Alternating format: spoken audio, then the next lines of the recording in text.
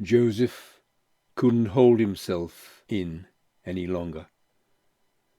Keeping up a front before all his attendants, he cried out, "Leave! Clear out! Everyone leave!"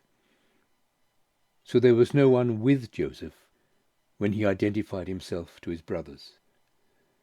But his sobbing was so violent that the Egyptians couldn't help but hear him. The news was soon reported to Pharaoh's palace. Joseph spoke to his brothers. "I am Joseph. Is my father really still alive?" But his brothers couldn't say a word. They were speechless. They couldn't believe what they were hearing and seeing. "Come closer to me," Joseph said to his brothers. They came closer.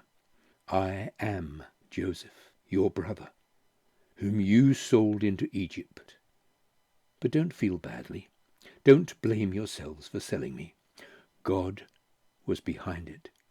God sent me here ahead of you to save lives. There has been a famine in the land for 2 years. The famine will continue for 5 more years, neither plowing nor harvesting. God sent me on ahead to pave the way and make sure there was a remnant in the land, to save your lives in an amazing act of deliverance. So you see, it wasn't you who sent me here, but God. He set me in place as a father to Pharaoh, put me in charge of his personal affairs, and made me ruler of all Egypt. Hurry back to my father. Tell him, your son Joseph says I'm master of all of Egypt. Come as fast as you can and join me here. I'll give you a place to live in Goshen, where you be close to me. You, your children, your grandchildren, your flocks, your herds, and anything else you can think of.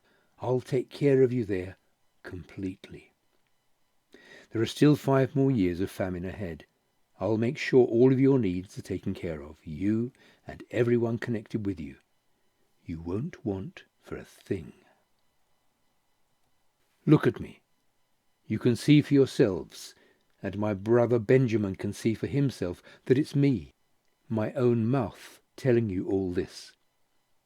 Tell my father all about the high position I hold in Egypt. Tell him everything you've seen here. But don't take all day. Hurry up and get my father down here." Then Joseph threw himself on his brother Benjamin's neck and wept, and Benjamin wept on his neck. He then kissed all his brothers and wept over them. Only then were his brothers able to talk to him. The story was reported in Pharaoh's palace. "Joseph's brothers have come." It was good news to Pharaoh and all who worked with him. Pharaoh said to Joseph, "Tell your brothers, this is the plan. Load up your pack animals, go to Canaan, get your father and your families, and bring them back here. I'll settle you on the best land in Egypt. You'll live off the fat of the land. Also tell them this. Here's what I want you to do. Take wagons from Egypt to carry your little ones and your wives, and load up your father and come back. Don't worry about having to leave things behind. The best in all of Egypt will be yours." And they did just that. The sons of Israel.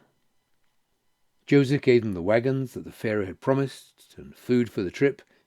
He outfitted all the brothers into brand new clothes.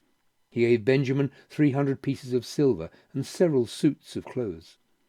He sent his father these gifts: 10 donkeys loaded with Egypt's best products, and another 10 donkeys loaded with grain and bread, provisions for his father's journey back. Then he sent his brothers off. As they left, he told them, "Take it easy on the journey. Try to get along with each other." They left Egypt and went back to their father, Jacob, in Canaan.